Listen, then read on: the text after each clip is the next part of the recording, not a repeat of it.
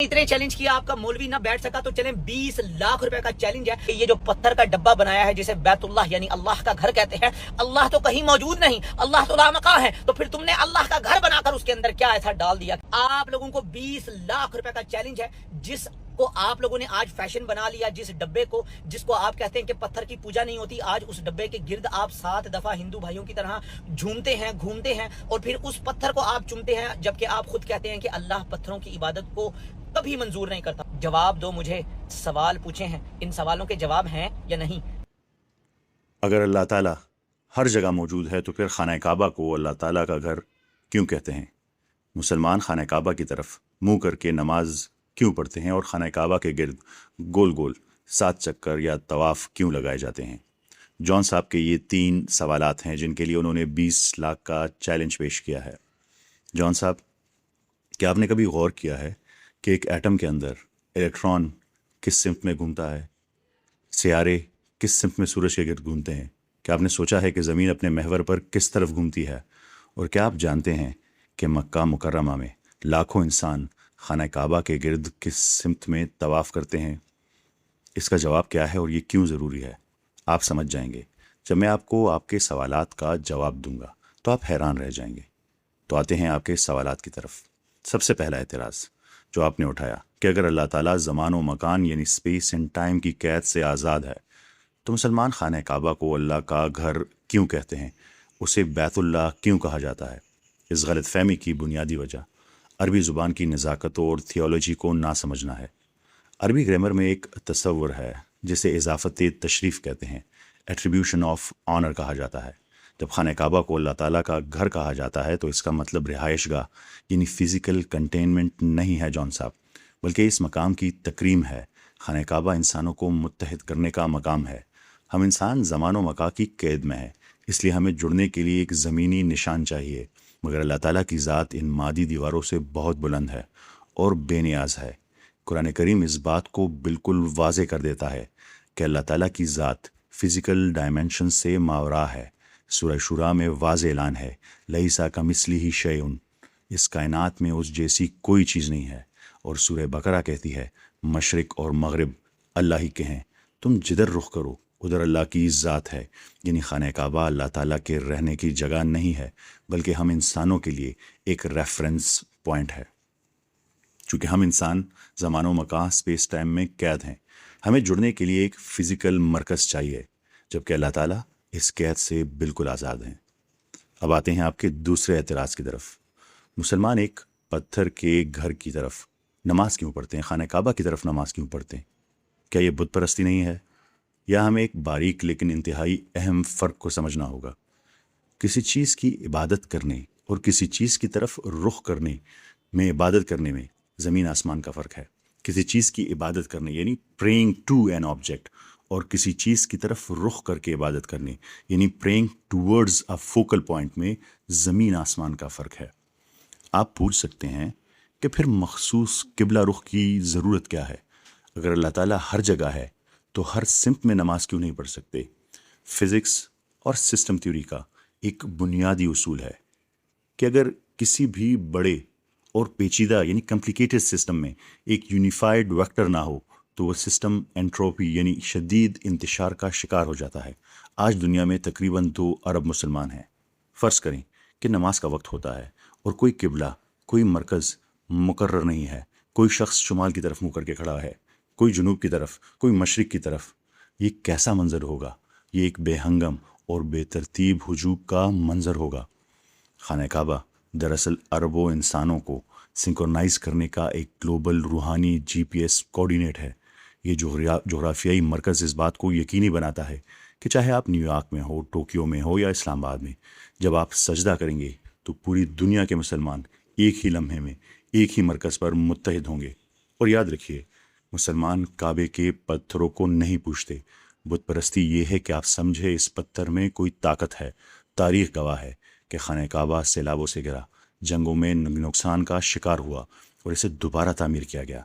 अगर वहाँ इमारत आर्जी तौर पर मौजूद ना भी हो तब भी पूरी दुनिया के मुसलमान उसी जगह, उसी GPS कोऑर्डिनेट की तरफ रुख करेंगे, क्योंकि असल अहमियत इस सिमत पर जमा होने के हुक्म की है जो अल्लाह ताला का है। پتھروں کی نہیں. ذرا اسلام کے اس خوبصورت اور گہرے تصور کو دیکھیں. ایک مرتبہ نبی کریم صلی اللہ علیہ وآلہ وسلم خانہ کعبہ کا طواف کر رہے تھے. آپ نے کعبے کو مخاطب کیا اور فرمایا: اے کعبہ، تو کتنا پاکیزہ ہے، تیری خوشبو کتنی پیاری ہے، تو کتنا عظیم ہے اور تیری حرمت کتنی زیادہ ہے. لیکن اس ذات کی قسم جس کے ہاتھ میں میری جان ہے، اللہ تعالیٰ کے نزدیک ایک مومن کے دل اور اس کی جان کی حرمت تیری حرمت سے بھی زیادہ ہے. ذرا سوچئے، جس پتھر کی عمارت پر ایتھیسٹ طنز کرتے ہیں، ہمارا دین تو یہ سکھاتا ہے کہ اس کائنات کے مقدس ترین عمارت کی اہمیت بھی ایک انسان، ایک مومن کے دل کے سامنے کم ہے. خانہ کعبہ تو صرف ہمارے جسموں کے رخ کرنے کا ایک فزیکل مرکز ہے. اب آتے ہیں سب سے دلچسپ اور سائنسی حوالے سے حیران کن اعتراض پر کہ مسلمان خانہ کعبہ کے گرد گول چکر کیوں لگاتے ہیں، طواف کیوں کرتے ہیں، اور وہ بھی اینٹی کلاک وائز، اور صرف 7 چکر کیوں؟ کیا یہ واقعی کوئی بے معنی رسم ہے؟ ذرا سائنس کی اینک سے دیکھیں جان صاحب. طواف دراصل اس کائنات کی سب سے بنیادی حرکت ہے، ایک عملی نقل یعنی میکروسکوپک ریفلیکشن ہے. کائناتی میں کوئی بھی چیز ساکن نہیں ہے. آپ مائکرو کاسموس یعنی ایٹم کو دیکھیں، نیوکلیس کے گرد الیکٹران کس سمت میں گھوم رہے ہیں؟ Anticlockwise. اب آپ میکرو کاسموس میں آ جائیں، ہماری زمین اپنے محور میں کس سمت میں گھوم رہی ہے؟ Anticlockwise. چاند زمین کے گرد اور سیارے سورج کے گرد کس سمت میں چکر لگا رہے ہیں؟ Anticlockwise. اور ہمارا پورا نظام شمسی، ہماری کہکشاں ملکی وے کے بلیک ہول کے گرد کس سمت میں محور گردش ہیں؟ اینٹی کلاک وائز جان صاحب. حتیٰ کہ میتھمیٹکس اور فزکس میں جو اسٹینڈرڈ پازیٹیو روٹیشن ہے وہ ہمیشہ کاؤنٹر کلاک وائز کو ہی مانا جاتا ہے. انسانی جسم کی طرف آئیں، ہمارا دل ہمارے سینے میں بائیں جانب ہے. جب ہم خانہ کعبہ کا طواف اینٹی کلاک وائز کرتے ہیں تو ہمارا دل سیدھا خانہ کعبہ کی طرف ہوتا ہے. خون کی گردش دل سے شروع ہوتی ہے. کائنات کا ذرہ ذرہ فزکس کے قوانین کے تحت اپنے خالق کے سامنے سر تسلیم خم کیے ہوئے ہے، ایک حرکت میں ہے. جب انسان طواف کے لیے خانہ کعبہ کے گرد اینٹی کلاک وائز گھومتا ہے تو وہ دراصل کائنات کے اس عظیم و شان رقص، اس کاسمک سمفنی کا حصہ بن جاتا ہے. فرق صرف اتنا ہے کہ سیارے اور ایٹم مجبوراً گھوم رہے ہیں، جبکہ انسان اپنے شعور، اپنے فری ول کے ساتھ، اپنی مرضی سے خود کو کائنات کی اس یونیورسل فریکوینسی کے ساتھ ہم آہنگ کر دیتا ہے، ہم آہنگ ہو جاتا ہے. پھر یہ سوال کہ صرف 7 چکر کیوں، طواف 5 یا 10 کیوں نہیں؟ سائنس، فزکس اور کائنات کی ساخت میں عدد 7 تکمیل یعنی کمپلیشن اور پرفیکشن کی سب سے بڑی علامت ہے. کیمسٹری کو دیکھیے، پیریوڈک ٹیبل جو ہے، پیریوڈک ٹیبل کو دیکھیں، اس میں بنیادی طور پر 7 پیریڈز ہیں.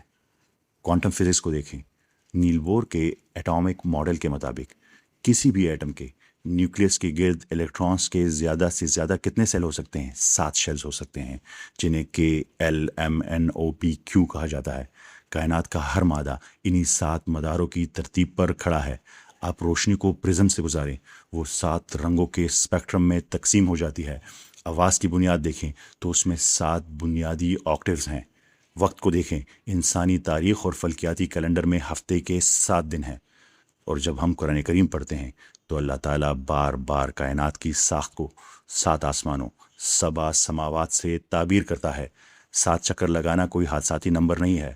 جب ایک مسلمان 7 چکر مکمل کرتا ہے تو اس بات کا علامتی اعلان ہے کہ کائنات کی بنیادی ساخت، ایٹم کے 7 شیل سے لے کر وقت کے چکر 7 دن اور کائنات کی وسعت 7 آسمانوں تک، ہم نے اپنی ہستی کے ہر پہلو کو ایک خالق کے تابع کر دیا ہے. جان شکی صاحب جیسے دوستوں کو شاید یہ محض ایک پتھر کی عمارت اور کچھ بے معنی چکر لگیں، لیکن سچائی بہت سادہ اور گہری ہے. ہم خدا کو کسی عمارت میں قید نہیں کرتے، بلکہ اسے ایک مرکز کے ذریعے پوری انسانیت کو متحد کرتے ہیں. ہم پتھر کی پوجا نہیں کرتے، بلکہ اس پتھر کے خالق کو سجدہ کرتے ہیں. اور ہم بلا مقصد گول گول نہیں گھومتے، طواف نہیں کرتے، بلکہ خود کو کائنات کے اس عظیم نظام سے جوڑتے ہیں جس پر ایٹم سے لے کر کہکشائیں سب محور گردش ہے. اسلام محض چند رسموں کا نام نہیں ہے جان صاحب، یہ وہ سچائی ہے جہاں سائنس، منطق اور روحانیت ایک ہی نقطے پر آ کر مکمل ہو جاتے ہیں. امید ہے آپ کو میرا پیغام مل چکا ہوگا، ورنہ آپ سب دوستوں سے گزارش ہے کہ یہ پیغام ضرور جان صاحب اور ان جیسے لوگوں کو پہنچائے تاکہ انہیں اللہ تعالیٰ کی حقانیت، اسلام کی سچائی کا یقین ہو سکے۔ آپ سب کا بہت بہت شکریہ۔ ملتے ہیں اگلی بار۔ اللہ حافظ۔